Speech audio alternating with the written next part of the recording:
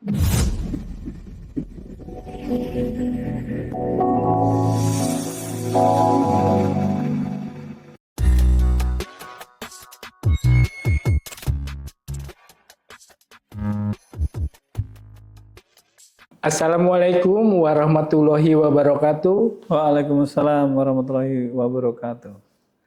Selamat malam, Sobat Penjaga Nusantara. Terima kasih masih bersama dalam podcast Penjaga Nusantara dengan tema 40 minggu menuju masa depan berkelanjutan.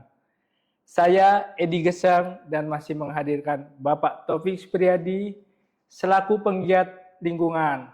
Selamat malam Pak. Malam Mas Edi. Tetap semangat Pak ya. Semangat untuk menjaga lingkungan tetap lestari.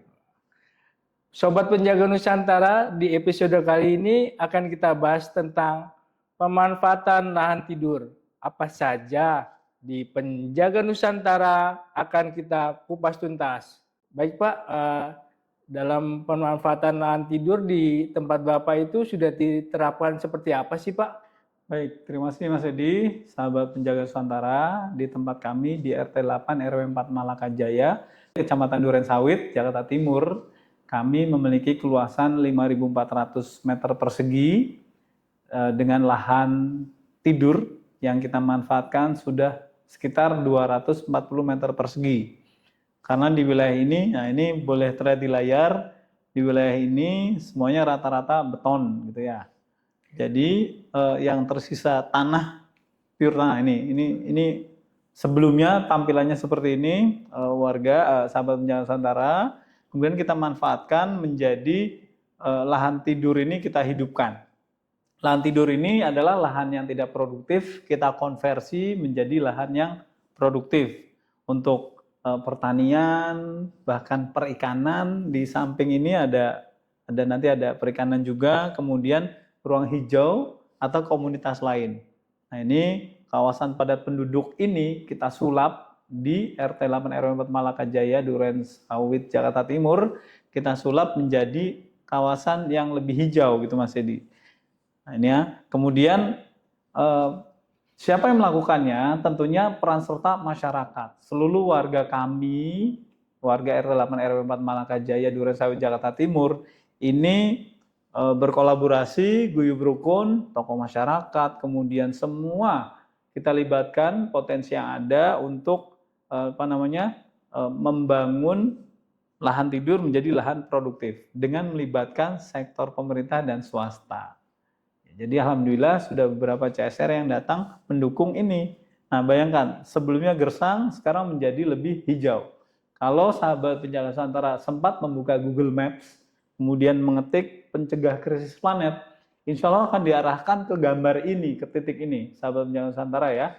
Di sini adalah pencegah krisis planet. Kalau sahabat Penjaga Nusantara masuk ke lorong ini, sekarang lebih sejuk karena banyak tanaman. Bayangkan, karena setiap manusia memerlukan 3 tanaman. Tanaman ini menghasilkan oksigen. Sehingga pada saat kita memasuki lorong ini, insya Allah lebih dingin gitu Mas. Kemudian, kenapa sih harus ada lahan tidur yang dijadikan lahan produktif gitu Mas ya? Ini tentunya ini untuk meningkatkan kesejahteraan dan ekonomi warga. Dengan tempat ini menjadi lebih asri, lebih hijau, lebih bagus, terbukti bisa dilihat di Google gitu ya, di internet, di banyak medsos, ini banyak didatangi oleh komunitas-komunitas yang jumlahnya kalau catatan di Google Maps itu sudah lebih dari 1.300-an yang mengunjungi wilayah ini gitu.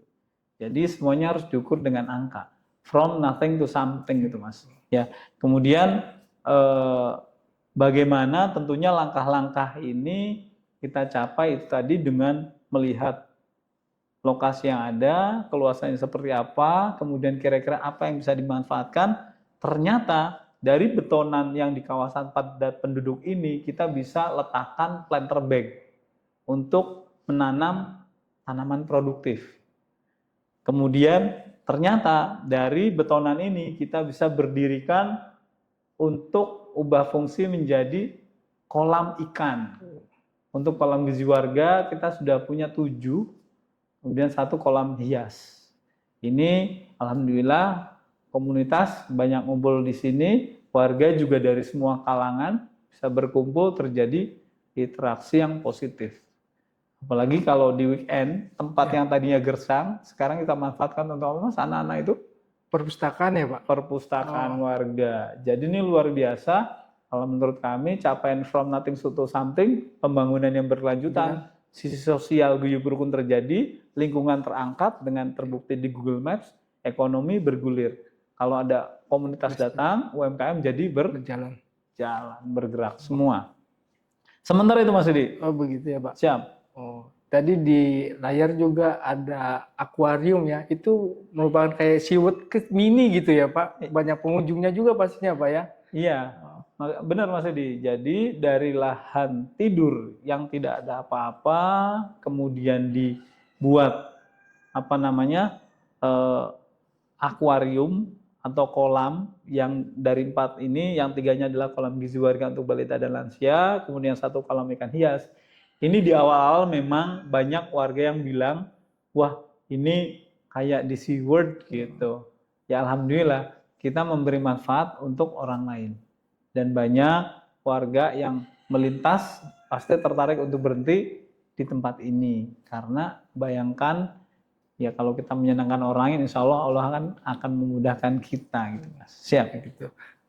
Mungkin selama ini ada kendalanya Pak dalam pemanfaatan lahan tidur atau bagaimana Pak? Ya, sahabat Penjaga Nusantara, ini bisa terlihat, ini lahan tidur yang kemudian dialihfungsikan. Ini terlihat belum ada kolamnya gitu ya.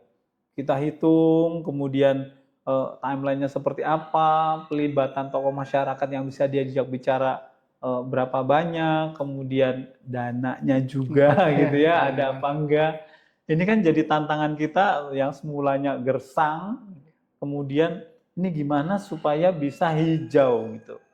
Tantangan terberatnya adalah memikirkan apa yang paling pantas bisa dimanfaatkan di lahan tidur ini gitu. Yang mengembirakan juga, mulai di sisi atas, ini juga sudah kita hitung kalau 3 dikali 12 berarti kan 36 meter persegi. Ini juga sudah kita manfaatkan untuk nanam anggur. Di 3 gang berarti tinggal dikali 3 gitu ya. Berarti sekitar 100 meteran lagi di atas. Bahkan sahabat Penjaga Nusantara, insya Allah nanti dalam waktu dekat kita akan sampaikan juga lahan tidur yang ada di atas yang tidak pernah kita pikirkan sebelumnya, ini akan kita manfaatkan untuk panel surya. Jadi lahan tidur tidak hanya di bawah, tapi di atas juga kita manfaatkan untuk panel surya untuk menghidupi kelistrikan di kolam gizi warga, di pusat pencegah krisis planet, insya Allah. Jadi tidak hanya di daratan, di angkasa pun kita manfaatkan itu. Wilayah teritorial RT 8 kita manfaatkan semua untuk percontohan gitu Mas Edi. Siap. Oh, begitu ya Pak. Nggih. Dari ini kan media pembelajaran pencontohan pencegahan krisis planet ya Pak. Sudah ada manfaatnya, langkah ke depannya bagaimana Pak? Baik. Stop Pak. Oh siap. Sebelum itu dijawab kita minum dulu Pak. Nggih, Mas Edi. Untuk hidup jaya abadi ini Mas. Terima kasih Pak. Silakan Pak dijawab Pak. Ya, terima kasih Mas Edi. Sahabat Penjaga Nusantara, ini ke depannya memang kita terus mengoptimalkan lahan tidur yang ada di tempat kita dari 5.400 meter persegi, sementara ini baru 2.400 yang insya Allah akan bertambah karena panel surya itu juga berada di lahan tidur di sisi atas gitu ya. Mudah-mudahan kalau memang efektif, bayangkan nanti saya nggak tahu ya, mungkin apa enggak gitu. Kalau nanti di sepanjang gang kita taruh panel surya dengan jarak-jarak tertentu kan jadi lebih redup. Tetapi nanti jadi masalah tuh, tanaman di bawah yang membutuhkan matahari lebih banyak ini juga akan kita pikirkan. Nah itu bagian dari kendala untuk memikirkan apa yang terbaik yang bisa dilakukan untuk memanfaatkan lahan tidur. Jadi ke depan tetap warga kami minta nih yang masih belum tersentuh adalah sisi atas, kemudian sisi dinding. Banyak dinding yang belum dimanfaatkan. Kalau kebetulan di gambar ini, sisi kiri ini kan ada mural, gitu. Mural nggak mungkin kita tutup gitu ya. Nah, yang tidak ada mural itu kan kita bisa manfaatkan planter bag gantung gitu. Ya, kemudian pagar-pagar rumah warga yang memang kalau kosong manfaatkan. Saya planter bag gantung, kita tanami tanaman toga, kita tanami tanaman produktif, kingkong gitu, singkong, kangkung, gitu kingkong. ya. Kemudian tanami apa gitu yang bisa memungkinkan gitu Mas Edi. Iya. Iya, sementara itu Mas. Ya Pak. Pemanfaatan lahan tidur ini kan termasuk SDGs nomor berapa ya Pak? Waduh ya, terima kasih Mas. Mas Edi ingat banget SDGs nih. Jadi SDGs nomor 11, kota dan komunitas berkelanjutan. Tadi di awal ada tampilan drone wilayah negeri 8 tuh, RT 8 RW 4 Malakajaya gitu ya.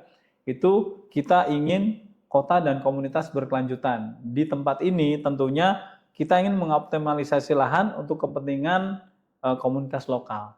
Iya, optimalisasi lahan untuk kepentingan kita itu mendukung SDGs nomor 11. Kemudian SDGs ke-15 nih teman-teman.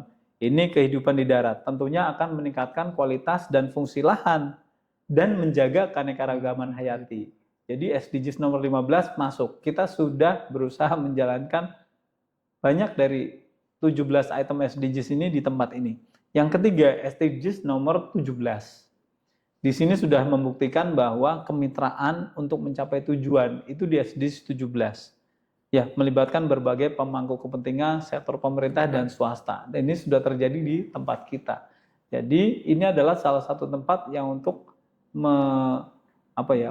dijadikan kelinci percobaannya kemitraan antara warga dengan kementerian lembaga termasuk swasta.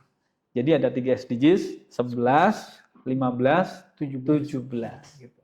Begitu teman-teman. Begitu ya Pak.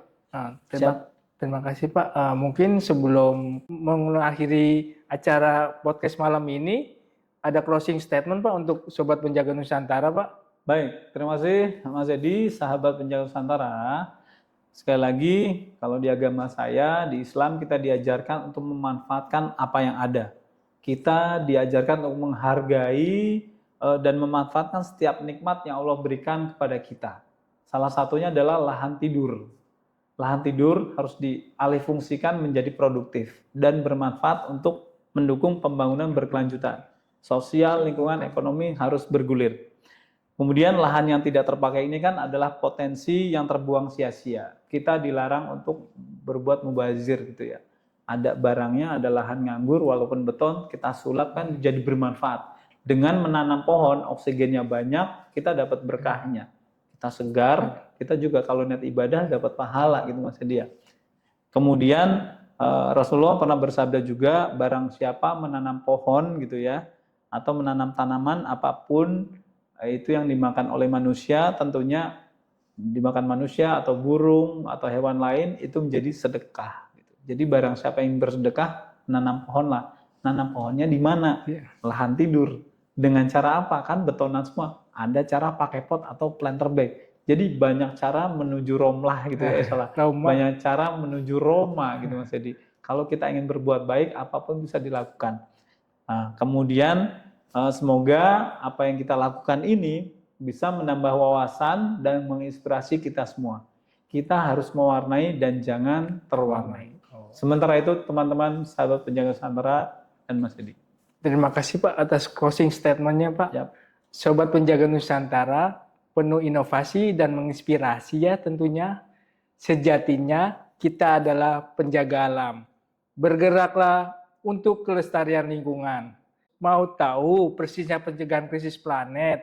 Di Penjaga Nusantara, solusinya bersama tumbuh maju. Penjaga Nusantara untuk Indonesia. Terima kasih Pak. Terima kasih Mas Edi. Assalamualaikum Penjaga Nusantara. Waalaikumsalam warahmatullahi wabarakatuh.